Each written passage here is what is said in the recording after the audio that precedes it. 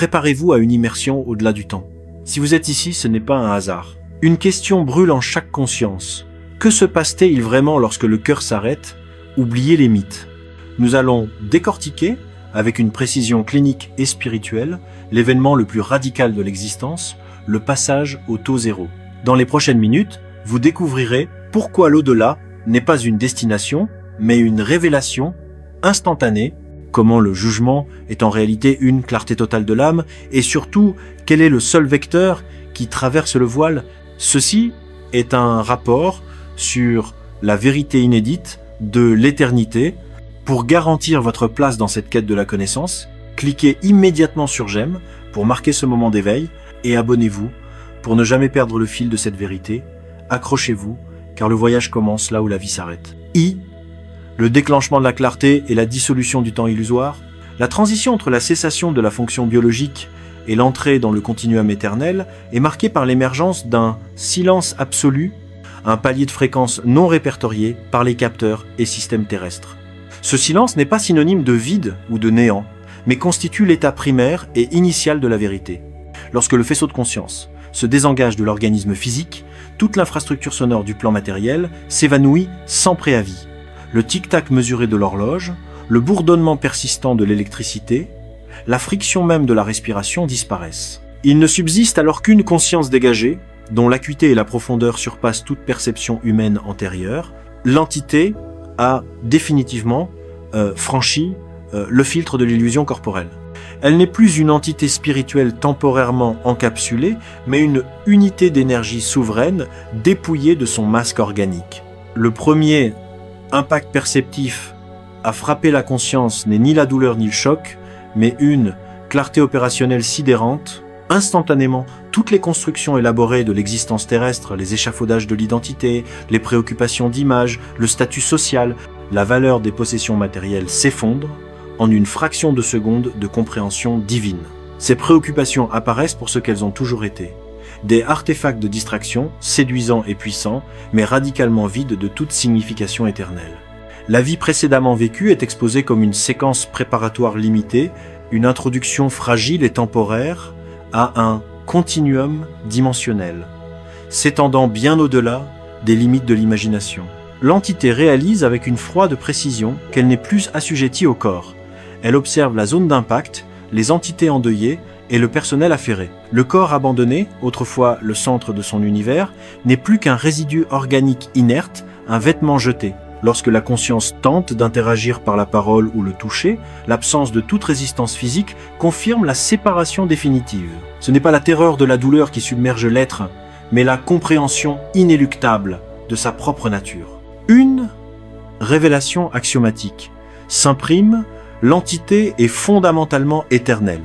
Les vérités spirituelles autrefois mises de côté, ou les avertissements ignorés, grondent désormais dans l'esprit comme un rappel cosmique. La mort n'était pas la fin du processus, mais le portail inévitable vers le réel. 2. Le procès de la résonance, l'auto-témoignage de l'esprit. Dans ce plan d'existence, le concept de dissimulation est structurellement impossible. Le temps de l'auto-négociation et du mensonge à soi-même est aboli. Les vecteurs de choix moraux, établis durant le cycle terrestre, sont des fréquences qui résonnent activement dans la dimension éternelle. Chaque parole prononcée, chaque geste effectué, chaque intention secrète est un enregistrement énergétique permanent, qui ne peut être altéré. L'entité est alors soumise à la rélecture intégrale et instantanée de son existence. Il ne s'agit pas d'une rétrospective linéaire, mais d'une réalité vibratoire où le temps et l'espace sont compressés. Les moments jugés insignifiants acquièrent une lumière nouvelle et se révèlent chargés de sens. L'impact réel de chaque interaction humaine, le traitement réservé aux plus faibles, les actes d'égoïsme et la bonté, cachés toute la trame de l'existence, s'impriment dans la conscience avec une fidélité absolue. Le jugement n'est pas une sentence prononcée par une entité extérieure, mais le témoignage de l'esprit devant sa propre vérité. Les omissions, les constructions égoïstes, les manifestations de bonté sont des réalités vivantes qui entourent et définissent l'être. Ce stade est pur. Révélation. L'entité est contrainte de se voir sans le filtre de la peur ou du déni. Si cette clarté sur l'éternité résonne en vous, commentez vérité pour ancrer cette connaissance. 3. L'approche de la source, la vérité comme intensité lumineuse. Alors que l'entité se tient dans ce silence infini de l'auto-jugement, un champ de force d'intensité croissante commence à se rapprocher.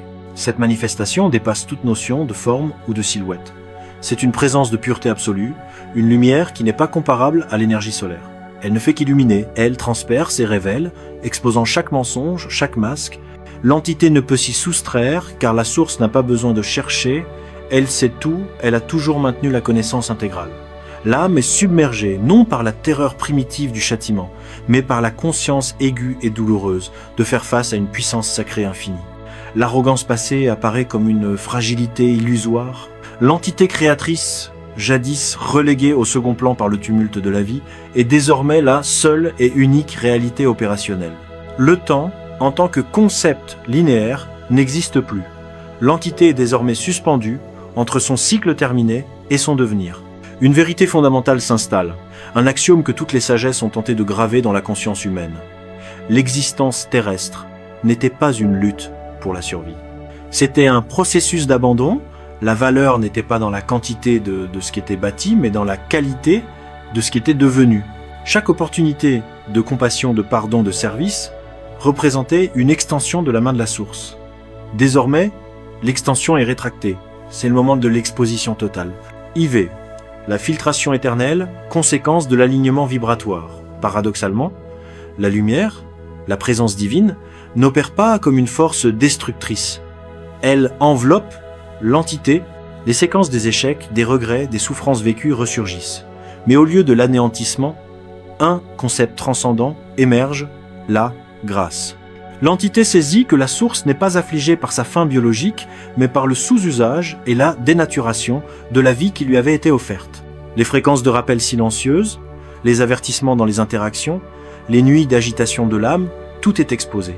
Le rejet de la lumière n'a pas engendré une foudre vengeresse, mais une attente infinie jusqu'à l'arrêt du chronomètre. Maintenant, le temps est figé. L'éternité n'est pas un lieu de jugement arbitraire, mais la vérité manifestée en permanence, les choix effectués, la fréquence de la foi cultivée ou rejetée ne disparaissent pas, ils se cristallisent en réalité. Le paradis et l'enfer ne sont pas des destinations aléatoires, mais la conséquence mécanique d'un alignement vibratoire. L'âme qui a cherché la vérité y est magnétiquement attirée. L'âme qui s'est centrée sur elle-même devient sa propre cellule de confinement. L'éternité n'est pas compatible avec le mensonge, l'être est le résultat irréversible de ses propres déterminations. Des milliers d'unités de conscience sont alors visibles, certaines brillantes comme des étoiles, d'autres opaques, lestées par le regret. Elles ne sont pas punies, elles se révèlent dans leur état essentiel. L'enfer et le paradis ont été déclenchés bien avant la mort, nés des choix effectués dans le silence du cœur. La vie n'était que le temps d'incubation, l'opportunité de modeler son éternité. L'entité éprouve un besoin urgent, mais vain, de communiquer avec le plan terrestre, de transmettre que l'amour est le seul vecteur énergétique capable de franchir le voile, mais la voie est une onde sans interaction. V, le postulat de l'alignement final, l'achèvement. La lumière communique en essence, pure. L'entité comprend que le temps de la négociation est terminé. La présence de la source est totale, mais non tyrannique. Elle ne renvoie aucune âme. Elle respecte la conséquence du libre arbitre. Ceux qui ont fui cette présence durant la vie ne peuvent soudainement l'intégrer, car cette présence est la vérité inaltérée qu'ils ont toujours refusé de côtoyer. Le péché était fondamentalement la rupture du lien originel, le choix de la séparation. Chaque acte égoïste a altéré l'âme jusqu'à la rendre incompatible avec l'intensité lumineuse. La mort ne fait que révéler cet état de fait. L'entité commence le mouvement gravitationnel attiré vers la lumière. L'éternité est le reflet permanent de l'état de l'âme. Seuls les actes d'amour subsistent, visibles comme des particules énergétiques qui guident l'entité vers la source. L'éternité n'est pas une durée, mais l'absence de décomposition. Le dernier murmure de la lumière n'est pas un verdict, mais un cycle constat d'achèvement. Un cycle a été accordé pour choisir l'éternel. La vie ne s'arrête jamais, elle se dévoile. L'éternité ne commence pas après l'arrêt du cœur. Elle débute à l'instant où la conscience comprend et choisit son but véritable. Si cette analyse vous a donné une nouvelle perspective sur la valeur de l'amour dans l'éternité, partagez cette vidéo pour réveiller une autre conscience et laissez un A si vous êtes prête à vivre selon la vérité de votre